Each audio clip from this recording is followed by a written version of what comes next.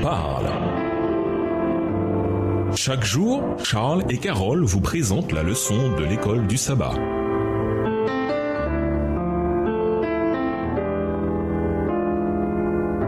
Bienvenue dans votre émission Dieu nous parle. Nous voilà à la 7e leçon, leader-serviteur. Étude de la semaine, 1 Pierre 5, les versets 1 à 10, Acte 6, les versets 1 à 6, Jérémie 10, le verset 21, Matthieu 20, les versets 24 à 28, Proverbe 3, le verset 34, Apocalypse 12, les versets 7 à 9. Verset à mémoriser.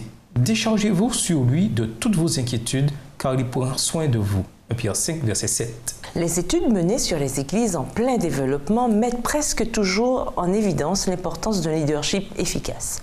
Ce leadership trouve sa vision en Dieu et en sa parole et donne l'occasion à chaque membre de mettre en pratique ses propres dons spirituels pour l'accomplissement du mandat évangélique. Mais le leadership dans l'Église est hautement exigeant.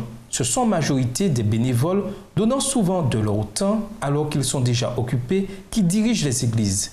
Les membres peuvent voter avec leurs pieds en cessant de venir s'ils ne sont pas d'accord avec une décision. De plus, un dirigeant chrétien efficace doit être profondément spirituel. Et n'oublions pas que Pierre écrit à des églises qui sont persécutées. Un dirigeant d'église est particulièrement vulnérable dans des moments pareils.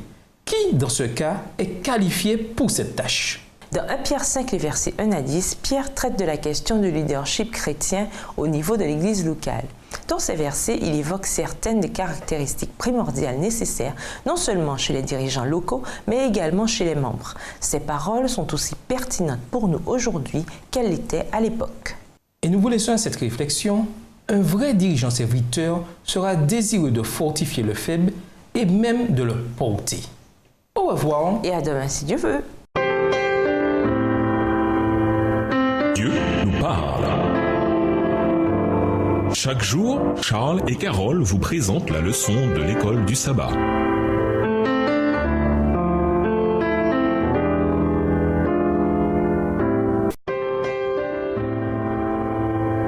Dieu nous parle. Chaque jour, Charles et Carole vous présentent la leçon de l'école du sabbat.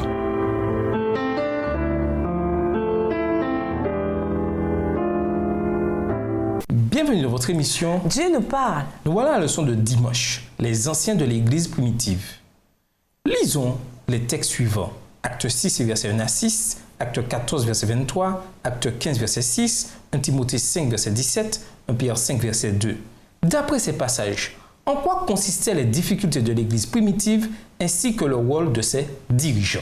Acte 6, les versets 1 à 6. En ce temps-là, le nombre des disciples augmentant, les hellénistes murmurèrent contre les Hébreux parce que leurs veuves étaient négligées dans la distribution qui se faisait chaque jour. Les 12 convoquèrent la multitude des disciples et dirent : « Il n'est pas convenable que nous laissions la parole de Dieu pour servir aux tables. C'est pourquoi, frères, choisissez parmi vous 7 hommes de qui l'on rend un bon témoignage, qui soient pleins d'Esprit Saint et de sagesse, et que nous chargerons de cet emploi. Et nous continuerons à nous appliquer à la prière et au ministère de la parole. » Cette proposition plut à toute l'assemblée. Ils élurent Étienne, homme plein de foi et d'Esprit Saint, Philippe, Procore, Nicanor, Timon, Parménas et Nicolas, prosélytes d'Antioche. Ils les présentèrent aux apôtres qui, après avoir prié, leur imposèrent les mains. Acte 14, verset 23. Ils furent nommés des anciens dans chaque église et, après avoir prié et jeûné, ils les recommandèrent au Seigneur en qui ils avaient cru. Acte 15, verset 6. Les apôtres et les anciens se réunirent pour examiner cette affaire. 1 Timothée 5, verset 17. Que les anciens qui dirigent bien soient jugés dignes d'un double honneur, surtout ceux qui travaillent à la prédication et à l'enseignement. 1 Pierre 5, le verset 2. Paissez le troupeau de Dieu qui est sous votre garde, non par contrainte, mais volontairement selon Dieu, non pour un gain sordide, mais avec dévouement. C'est une grande bénédiction quand un grand nombre de gens deviennent croyants et se joignent à l'Église. Cependant, comme l'illustre l'expérience des premiers chrétiens, une croissance rapide peut poser certains problèmes. Par exemple, acte 1 à 5 décrit la direction du Saint-Esprit et la conversion d'un grand nombre de personnes au christianisme. Acte 6, les versets 1 à 6, montre le résultat. Le groupe était devenu trop grand pour ses dirigeants et il avait besoin de mettre en place des structures pour gérer les fonctions quotidiennes de l'Église. La question qui a porté cette faiblesse dans l'organisation à l'attention des dirigeants était une plainte relative à une discrimination. Le groupe des hellénistes se plaignait que ces veuves étaient négligées dans la distribution de nourriture quotidienne. Un groupe de gens, les diacres, fut donc nommé spécialement pour assister les 12 apôtres dans la gestion des ressources de l'Église. Il est vrai que l'Église primitive était guidée par le Saint-Esprit d'une manière spéciale, mais même à ce moment-là, on avait besoin d'établir une structure dans l'Église. Les dirigeants de l'Église eurent besoin très tôt d'un groupe clé, les anciens, que l'on établit dans chaque congrégation locale. En fait, quand Paul et Barnabé se rendaient dans des lieux qui devaient encore entendre parler de Jésus, ils nommaient des anciens pour conduire ces jeunes groupes de chrétiens. Acte 14, verset 23. Les anciens tenaient de nombreux rôles différents dans le christianisme primitif. En tant que dirigeants de leur communauté locale, ils agissaient parfois comme éducateurs auprès des nouveaux convertis. Ils prêchaient et s'assuraient que le nécessaire était fait pour le bien-être de leur communauté. Acte 15, verset 6, 1 Timothée 5, verset 17, 1 Pierre 5, verset 2. De quelle manière pouvez-vous apprendre à mieux travailler avec les dirigeants de votre église locale, même quand vous n'êtes pas toujours d'accord avec eux? Et nous vous laissons avec cette question de réflexion. Quels exemples de bon leadership tirés du ministère de Jésus pourriez-vous développer dans votre propre ministère personnel? Au revoir. Et à demain si Dieu veut. Dieu nous parle. Chaque jour, Charles et Carole vous présentent la leçon de l'école du sabbat.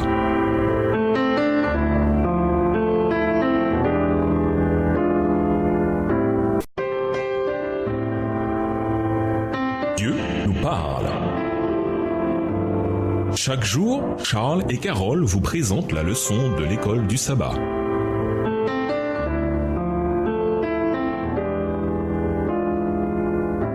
Bienvenue dans votre émission. Dieu nous parle. Nous voilà à la leçon de lundi, les anciens. Lisons 1 Pierre 5, les versets 1 à 4. Comment les dirigeants doivent-ils se comporter? En quoi ces principes peuvent-ils s'appliquer à chacun d'entre nous, quel que soit notre rôle? 1 Pierre 5, les versets 1 à 4. Voici les exhortations que j'adresse aux anciens qui sont parmi vous. Moi, ancien comme eux, témoin des souffrances de Christ et participant de la gloire qui doit être manifestée. Paissez le troupeau de Dieu qui est sous votre garde, non par contrainte, mais volontairement, selon Dieu, non pour un gain sordide, mais avec dévouement. Non comme dominant sur ceux qui vous sont échus en partage, mais en étant les modèles du troupeau. Et lorsque le souverain pasteur paraîtra, vous obtiendrez la couronne incorruptible de la gloire. Dans cette directive aux anciens, Pierre commence par faire remarquer qu'il est lui-même ancien. Il relève ensuite 2 choses sur lui-même. Il est un témoin de la souffrance de Christ et il espère partager la gloire qui doit être révélée. En disant cela, Pierre met en lumière la première caractéristique que l'on doit trouver chez un ancien. Un ancien doit comprendre l'ampleur des souffrances que Christ a endurées pour nous, ainsi que la grande espérance qu'il nous offre. Pierre compare le rôle de l'ancien à un berger qui s'occupe du troupeau de Dieu. Le fait qu'il compare une église à des moutons laisse entendre que, comme des moutons, les membres s'en vont parfois de leur côté. Ils ont donc besoin du berger pour les ramener vers le groupe et les aider à agir en harmonie avec ce dernier. L'ancien doit également être un exemple de l'humilité qui doit caractériser le chrétien. Dans ce texte, quel est l'avertissement donné à ceux qui sont des bergers?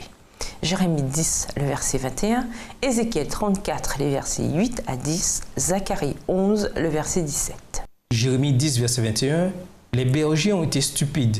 Ils n'ont pas cherché l'Éternel. C'est pour cela qu'ils n'ont point prospéré et que tous leurs troupeaux se dispersent.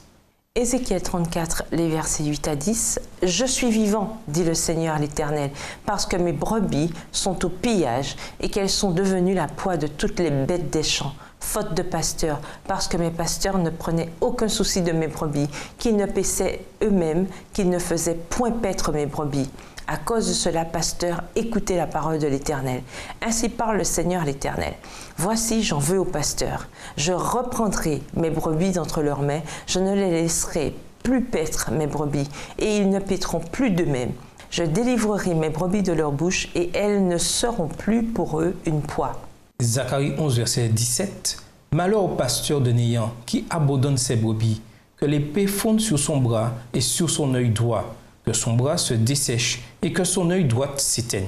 Un aspect important de la fonction du dirigeant chrétien est de travailler avec les gens de l'Église aussi patiemment que des bergers avec leurs moutons.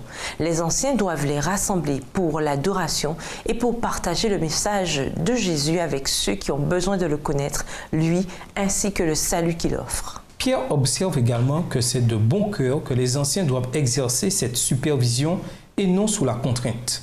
Ce n'est pas toujours chose aisée que de trouver des gens disposés à assumer les difficultés inhérentes à la direction de l'Église. C'est particulièrement évident en période de nomination. Pour qu'une Église fonctionne bien, un certain nombre de fonctions doivent être remplies.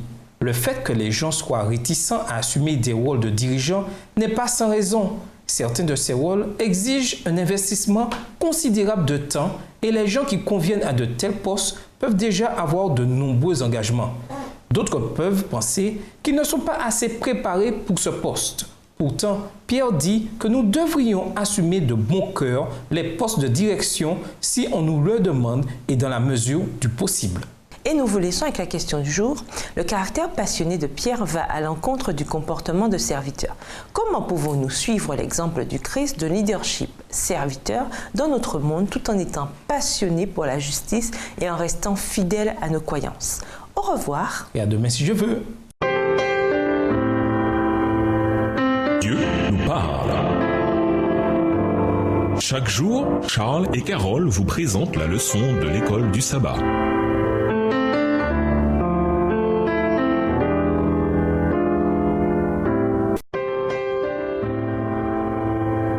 Dieu nous parle. Chaque jour, Charles et Carole vous présentent la leçon de l'école du sabbat.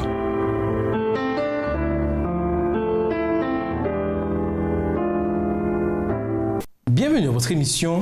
Dieu nous parle. Voilà la leçon de mardi. Leader-serviteur. Lisons 1 Pierre 5, verset 3 et Matthieu 20, versets 24 à 28.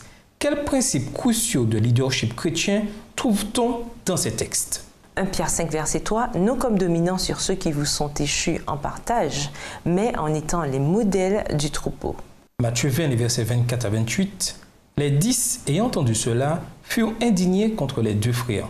Jésus les appela et dit, « Vous savez que les chefs des nations les tyrannisent et que les grands les asservissent.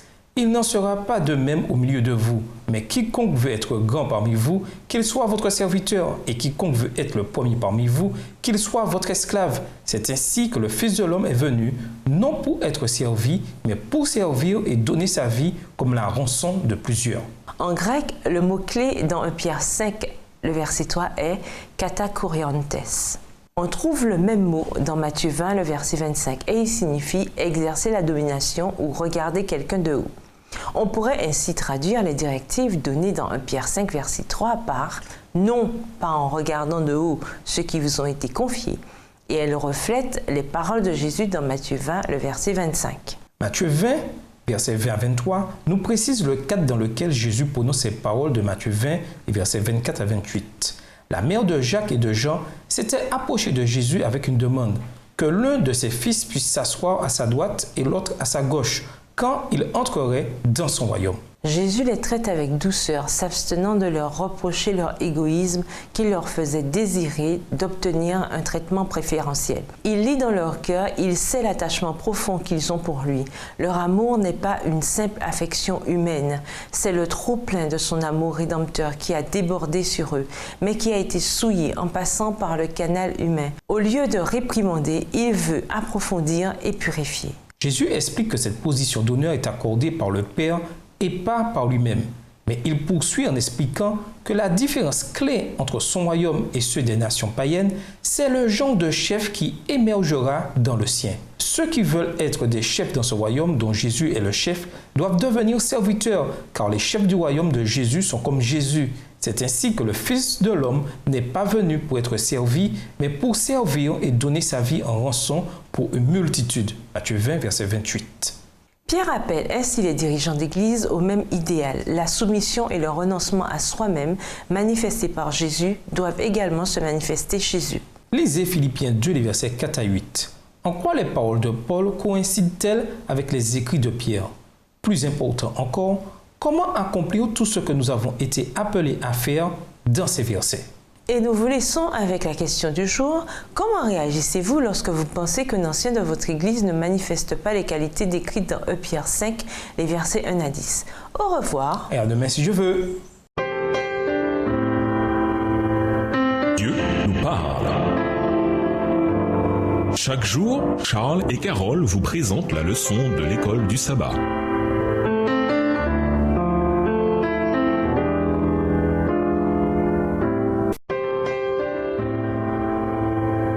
Dieu nous parle.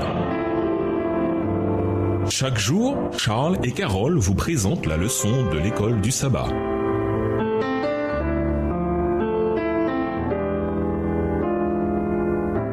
Bienvenue dans votre émission. Dieu nous parle. Nous voilà la leçon de mercredi, revêtue d'humilité. Pierre vivait dans une société antique très hiérarchisée. L'élite dirigeante avait une présence imposante. Autour de ses chefs gravitaient des gens moins importants et les personnes les moins importantes de toutes étaient les esclaves. Pour ceux de rang inférieur, la seule attitude à adopter envers ceux de rang supérieur était l'humilité. En grec, le terme pour humilité a une connotation de modeste, d'insignifiant, de faible et de pauvre. Il s'applique à des gens sans statut ni pouvoir dans la société. En dehors du judaïsme et du christianisme, le mot humble était associé aux personnes de statut inférieur et une attitude d'humilité n'était pas nécessairement louée comme une conduite appropriée pour des individus libres. Lisons 1 Pierre 5, les versets 5 à 7. Étant donné le contexte et l'époque, qu'y a-t-il de si remarquable dans ce que Pierre écrit ici? 1 Pierre 5, les versets 5 à 7. De même, vous qui êtes jeunes, soyez soumis aux anciens, et tous, dans vos rapports mutuels, revêtez-vous d'humilité, car Dieu résiste aux orgueilleux, mais il fait grâce aux humbles. Humiliez-vous donc sous la puissante main de Dieu, afin qu'il vous élève au temps convenable, et déchargez-vous sur lui de tous vos soucis, car lui-même prend soin de vous. Dans la Bible, l'humilité n'était pas considérée comme elle l'était en général à l'époque et dans la culture de Pierre. Ce dernier cite Proverbe 3, verset 34, d'après la Septante, Ancien Testament grec. Verset également cité dans Jacques 4, verset 6. Dans l'Ancien Testament, une partie de l'œuvre de Dieu dans l'histoire consiste à rabaisser les puissants. Ésaïe 13, verset 11, Ésaïe 23, verset 9 et Job 40, verset 11. L'attitude qui convient devant Dieu est une attitude d'humilité. Humiliez-vous donc sous la puissante main de Dieu, afin qu'il vous élève en temps voulu. 1 Pierre 5, verset 6, dans la version Colombe. L'humilité, plutôt que l'orgueil, devrait caractériser la relation du chrétien, non seulement avec Dieu, mais avec les autres. 1 Pierre 5, le verset 5. Les chrétiens et même les dirigeants chrétiens sont conscients d'être des pécheurs sauvés par la grâce de Dieu. En ce sens, nous sommes tous égaux et nous devrions tous être humbles devant la croix. Cette humilité doit se manifester dans notre relation avec les autres, en particulier ceux dont nous avons la responsabilité. Bien sûr, on ne peut qu'être humble devant Dieu, le Créateur des cieux et de la terre. Il est en outre relativement facile d'être humble devant ceux qui sont au-dessus de nous, qui ont autorité sur nous et qui ont un statut supérieur au nôtre. Le véritable test a lieu quand nous faisons preuve d'humilité envers ceux qui sont en dessous de nous, qui n'ont aucun pouvoir sur nous. Voilà le genre d'humilité dont Pierre parle ici. Qu'y a-t-il dans la croix elle-même et dans ce qu'elle représente qui doit toujours nous garder humbles? Et nous vous laissons cette question de réflexion. Comment faire la transition de disciple à dirigeant pour le Christ et encourager son peuple? Qu'est-ce qui vous retient de faire une telle transition? Au revoir. Et à demain si Dieu veut. Dieu nous parle. Chaque jour, Charles et Carole vous présentent la leçon de l'école du sabbat.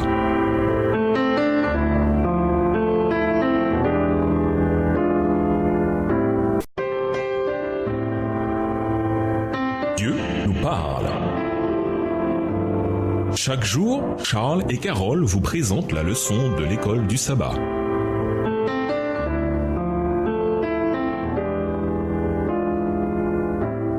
Bienvenue dans votre émission. Dieu nous parle. Voilà la leçon de jeudi, comme un lion rugissant. Nous l'avons déjà vu, Pierre écrit dans un contexte de persécution pour ses lecteurs.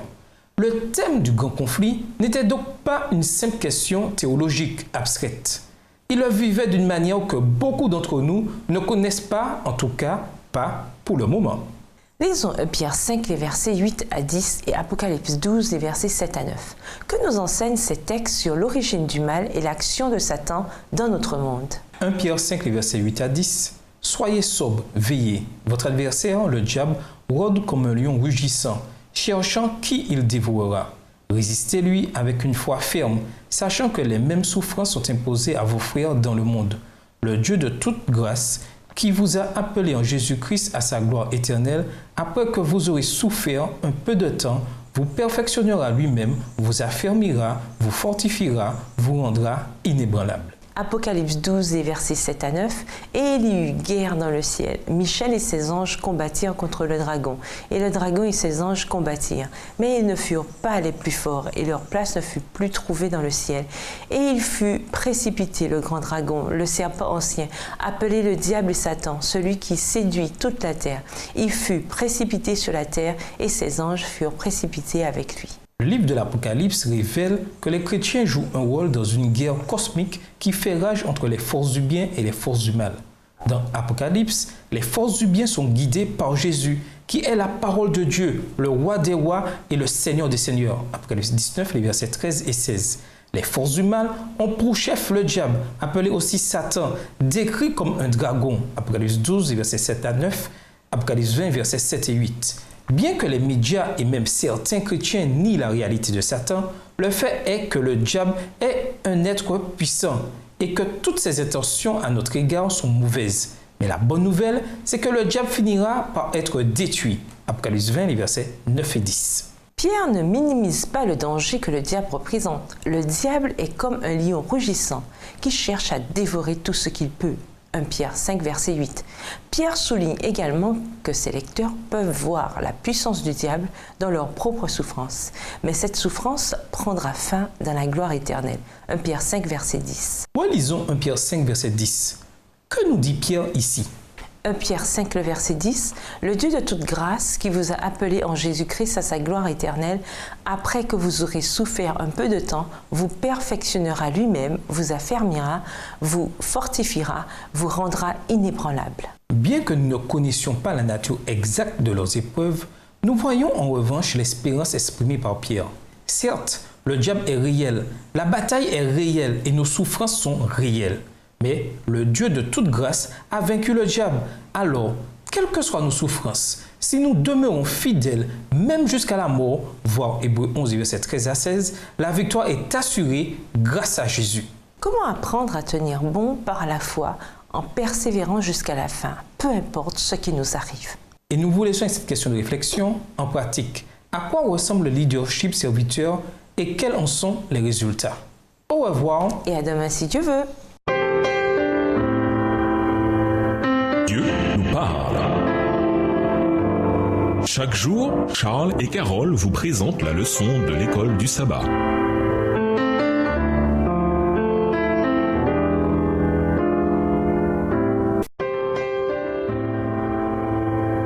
Dieu nous parle. Chaque jour, Charles et Carole vous présentent la leçon de l'école du sabbat.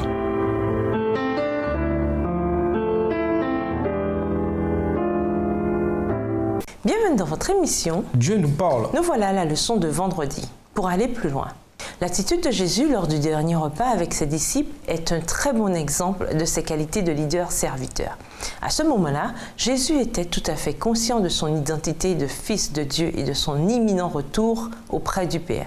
Jean 13, le verset 1. Au moment du repas, il a lavé les pieds des disciples. Puis il a dit: « Si donc je vous ai lavé les pieds, moi, le Seigneur et le Maître, vous aussi, vous devez vous laver les pieds les uns aux autres. Car je vous ai donné l'exemple, afin que, vous aussi, vous fassiez comme moi, j'ai fait pour vous. » Jean 13, les versets 14 et 15. Chaque fois que les disciples de Jésus participent au lavement des pieds, ils ne se contentent pas de rejouer cette scène. Ils se rappellent les uns aux autres que pour être un dirigeant dans le royaume de Jésus, il faut devenir un serviteur. Après avoir mieux compris qui était vraiment Jésus, les disciples n'ont sans doute jamais oublié cet acte d'humilité de la part de leur maître. Sans aucun doute également, Pierre y pensait quand il a appelé les anciens d'église à ne pas dominer les autres, mais à se revêtir d'humilité. En consentant à devenir homme, le Christ a fait preuve d'une humilité qui étonne les intelligences célestes. Devenir homme ne constituerait pas une humiliation sans le fait de la glorieuse préexistence de Christ. Il nous faut ouvrir notre entendement afin de comprendre que le Christ a mis de côté sa robe et sa couronne royale, a renoncé à son suprême commandement, a revêtu sa divinité de l'humanité, et cela pour se mettre à la portée de l'homme et donner aux membres de la famille humaine le pouvoir moral de devenir enfants de Dieu. La soumission et l'humilité qui caractérisaient la vie du Christ se manifesteront dans la vie et le caractère de ceux qui marchent comme il a marché. À méditer, Jésus a commencé son ministère par une confrontation avec le diable. Affaibli par 40 jours de jeûne, il a pu résister aux tentations du diable en citant les Écritures. Matthieu 4, les versets 1 à 11, Marc 1, le verset 12, Luc 4, les versets 1 à 13.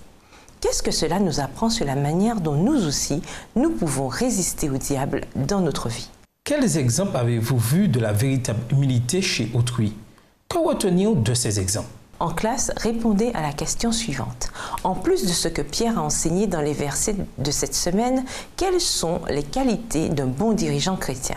Quels sont les éventuels recoupements entre ces qualités et les qualités des dirigeants non-croyants?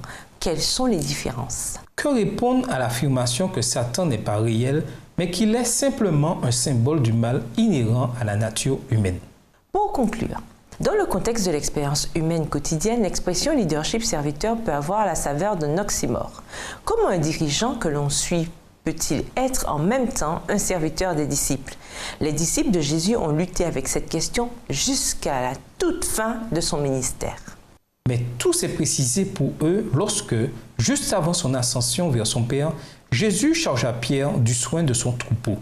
Cela ne voulait pas dire qu'ils ne devaient pas être des dirigeants, mais plutôt qu'ils devaient diriger comme lui, de façon désintéressée. Au revoir. Et à demain si Dieu veut. Dieu nous parle.